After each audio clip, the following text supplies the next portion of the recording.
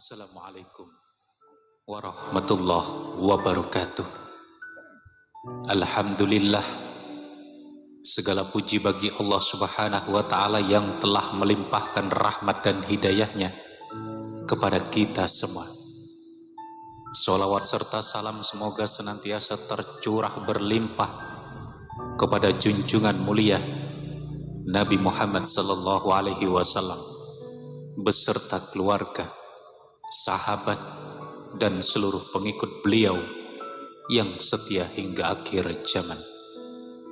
Allah subhanahu wa ta'ala berfirman dalam Al-Quran, tepatnya pada surah Al-Ahzab ayat 56. Innallaha wa malaikatahu yusholluna 'alan nabi ya ayyuhalladzina amanu shollu 'alaihi wa sallimu taslima. Sesungguhnya Allah dan para malaikatnya bersolawat untuk Nabi. Wahai orang-orang yang beriman, bersolawatlah kamu untuk Nabi dan ucapkanlah salam dengan penuh penghormatan kepadanya. Para ulama menelaah keutamaan ini dengan membandingkannya pada penciptaan Nabi Adam alaihissalam. Allah pernah memerintahkan malaikat bersujud kepada Adam. Wa idza qulna lil malaikati isjudu li Adam fasajadu illa iblis. Dan ingatlah ketika kami berfirman kepada para malaikat, sujudlah kamu kepada Adam, maka mereka pun sujud kecuali iblis. Para ulama menjelaskan bahwa sujudnya malaikat kepada Nabi Adam merupakan bentuk penghormatan atau sujud takrim, bukan sujud ibadah. Ada pula yang menerangkan bahwa sujud itu ditujukan kepada ruh Adam yang mulia atau menjadikan Adam sebagai arah kiblat. Namun perintah sujud tersebut menggunakan kata kerja masa lampau atau fi'il madi, yaitu fasajadu, yang berarti hanya terjadi satu kali saja. Di sisi lain, keagungan Nabi Muhammad sallallahu alaihi wasallam jauh melampaui keagungan Nabi Adam. Mengapa demikian? Karena Allah tidak memerintahkan malaikat sujud kepada Nabi Muhammad, melainkan Allah sendiri bersama para malaikatnya bersolawat kepada beliau.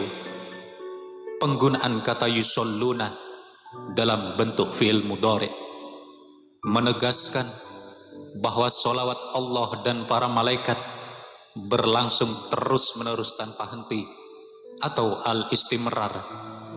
Ini menunjukkan kedudukan Nabi Muhammad yang sangat tinggi. Lantas, apa hakikat solawat tersebut? Para masyayikh menerangkan bahwa solawat dari Allah kepada Nabi bermakna sanjungan dan pujian Allah atas Rasulullah di tempat tertinggi atau fil mala'il a'la, di hadapan makhluk-makhluk langit. Sementara itu, solawat dari para malaikat berarti permohonan doa keberkahan atau ad-du'a bil barokah, serta permohonan ampunan atau istighfar bagi Rasulullah sallallahu alaihi wasallam. Keutamaan pertama dari membaca sholawat adalah bentuk bukti ketaatan hamba dalam menjalankan perintah Allah azza wa jalla atau imtisal li amrillahi azza wa jalla. Sebagaimana kita mendirikan sholat dan menunaikan puasa Ramadan karena memenuhi perintahnya, membaca sholawat pun merupakan pengamalan langsung dari firman Allah dalam surah Al-Ahzab ayat 56. Perintah shollu adalah kata kerja perintah fi'il amar, sehingga melaksanakannya merupakan salah satu bentuk ibadah terpuji. Keutamaan kedua, sholawat menjadi sebab tingginya derajat di surga, dihapuskannya berbagai kesalahan, serta dilipat gandakannya kebaikan. Hal ini bersandar pada hadis Anas bin Malik radhiyallahu anhu, bahwasanya Rasulullah sallallahu alaihi wasallam bersabda, "Man shalla alayya sholatan wahidatan sallallahu alaihi asra sholawatin wa hutat anhu asru khati'atin wa rufi'at lahu asru darajah." Yang artinya adalah, barang siapa bersolawat kepadaku 1 kali, niscaya Allah akan bersolawat atau memujinya 10 kali, menggugurkan 10 kesalahannya, dan mengangkat 10 derajat untuknya. Subhanallah, hanya dengan 1 kali ucapan solawat, Allah memberikan 3 anugerah luar biasa sekaligus. Anda akan dipuji oleh penguasa alam semesta 10 kali di hadapan para malaikat langit. Dosa-dosa Anda dipadamkan dan kedudukan Anda ditinggikan. Apabila disanjung oleh tokoh dunia saja kita merasa bangga. Betapa indahnya jika pencipta langit dan bumi yang memuji nama kita. Keutamaan ketiga, memperbanyak solawat merupakan jalan keluar paling ampuh untuk mengurai kepenatan, kecemasan, dan himpitan masalah hidup, atau kifayatul humum wa humum. Setiap orang pasti mengarungi ujian kehidupan yang memicu stres. Nabi sallallahu alaihi wasallam memberikan penawar atas segalanya melalui kebiasaan bersolawat. Adapun landasan keutamaan ini tercantum dalam hadis At-Tirmizi dari sahabat Ubay bin Ka'ab radhiyallahu anhu. Beliau merupakan salah satu sahabat utama yang ahli Quran dan namanya pernah disebut langsung oleh Allah. Ubay bertanya kepada Nabi mengenai porsi sholawat dalam doanya. "Ya Rasulullah, inni uksiru sholata alaika fakam aj'alu laka min sholati?" Qala masikta. Qultu ar-rubu'ah. Qala masikta fa in jitta fahuwa khairul laka. Qultu an-nisfa.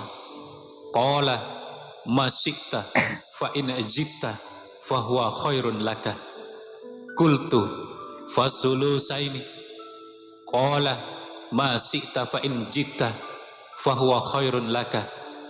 Qultu aj'alu laka sholati kullaha. Qala idan tukfa hammaka wa yughfaru laka zanbuk. Ubay bertanya, "Wahai Rasulullah, aku ingin memperbanyak sholawat kepadamu. Berapa porsi yang harus kusediakan?" Rasulullah menjawab, "Terserah engkau." Ubay menawarkan 1/4, setengah, hingga 2/3 doanya. Dan Rasulullah selalu bersabda bahwa menambah porsi sholawat adalah lebih baik. Hingga Ubay berkata, "Kalau begitu, aku jadikan seluruh doaku untuk bersolawat kepadamu." Rasulullah menegaskan, "Jika demikian, seluruh keraguan dan beban pikiranmu akan dicukupkan, serta dosa-dosamu diampuni." Kemudian keutamaan keempat, basahnya lidah dengan solawat merupakan cermin paling nyata dari rasa cinta kepada Nabi sallallahu alaihi wasallam. Imam Al-Ghazali rahimahullah mencatat kaidah hikmah dalam Ihya Ulumuddin, "Man ahabba syai'an aksara min zikrih." Siapa yang mencintai sesuatu, pasti ia akan sangat sering menyebutnya. Seseorang yang benar-benar mengagungkan Rasulullah tentu akan senantiasa melantunkan sholawat sebagai ungkapan rindu dan rasa sayangnya melebihi segalanya. Keutamaan kelima, rutin membaca sholawat menjadi kunci emas meraih syafaat Rasulullah pada hari kiamat. Berdasarkan riwayat Al-Imam At-Tabrani dari Ruwaifi radhiyallahu anhu, Nabi bersabda, "Man shalla alayya asron idza asbaha wa asron ida amsa fazathu syafaati. Barang siapa bersolawat kepadaku 10 kali di pagi hari dan 10 kali di petang hari, maka ia berhak mendapatkan syafaatku. Kemudian dalam riwayat lain disebutkan bahwa barang siapa membaca Allahumma sholli ala Muhammadin wa anjilhul maq'adal muqarrabah indaka yaumal qiyamati, maka wajib baginya memperoleh pertolongan syafaat Nabi di padang mahsyar kelak. Keselamatan hamba sangat bergantung pada syafaat dan rahmat Allah, maka memperbanyak sholawat adalah investasi keselamatan yang amat berharga bagi kita semua. Keutamaan keenam, orang yang paling banyak bersolawat adalah manusia yang paling dekat kedudukannya dengan Rasulullah di akhirat kelak. Rasulullah sallallahu alaihi wasallam bersabda, "Aulan nasi bi yaumal qiyamati aksaruhum alayya shalah." Manusia yang paling berhak dan paling dekat denganku pada hari kiamat adalah mereka yang paling banyak bersolawat kepadaku. Dahulu para sahabat berlomba-lomba mendekati jasad Nabi, memperebutkan bekas air wudhu beliau, bahkan memeluk beliau demi menyentuh kulit. Kita memang tidak hidup di zaman beliau untuk bertemu secara fisik di dunia, namun kita berpeluang besar menjadi tetangga terdekat beliau di surga kelak dengan cara merutinkan sholawat setiap hari.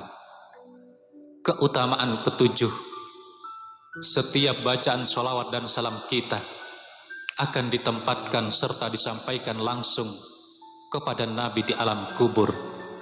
Malaikat khusus bertugas membawa nama kita kepada beliau. Nabi kemudian membalas doa tersebut dengan 10 kali lipat doa keberkahan. Kisah Robi'ah bin Ka'ab al-Aslami radhiyallahu anhu menjadi teladan mulia. Ketika masih kecil, beliau rajin melayani kebutuhan air wudhu Nabi di malam hari. Saat Rasulullah menawarkan hadiah atas kebaikannya, Robi'ah tidak meminta harta atau mainan dunia, melainkan memohon, "Inni uridu murafaqataka fil jannah." Aku memohon agar bisa mendampingimu di surga. Nabi lantas menuntunnya agar banyak bersujud. Begitu pula dengan kita, dengan memperbanyak sholawat, kita memohon agar didoakan langsung oleh Rasulullah sallallahu alaihi wasallam.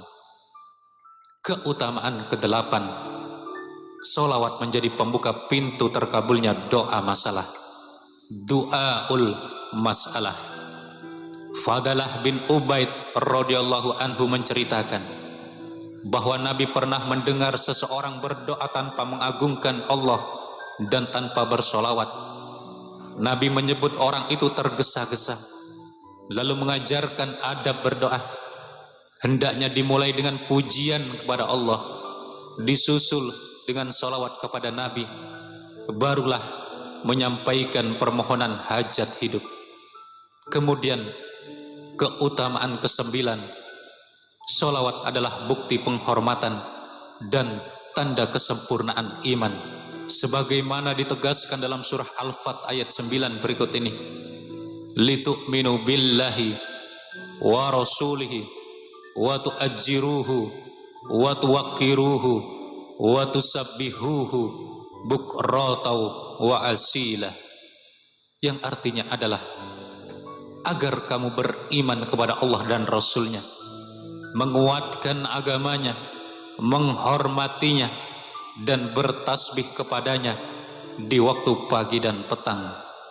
Keutamaan ke-10, sholawat menghindarkan suatu perkumpulan dari celaan dan kerugian di hari kiamat.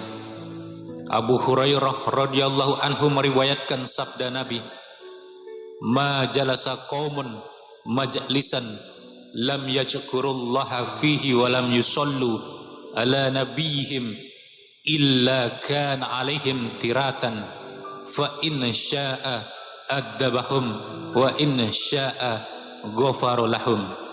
Yang artinya adalah tidaklah suatu kaum duduk di majelis tanpa berzikir kepada Allah dan bersolawat kepada Nabi, melainkan majelis itu menjadi penyesalan bagi mereka pada hari kiamat.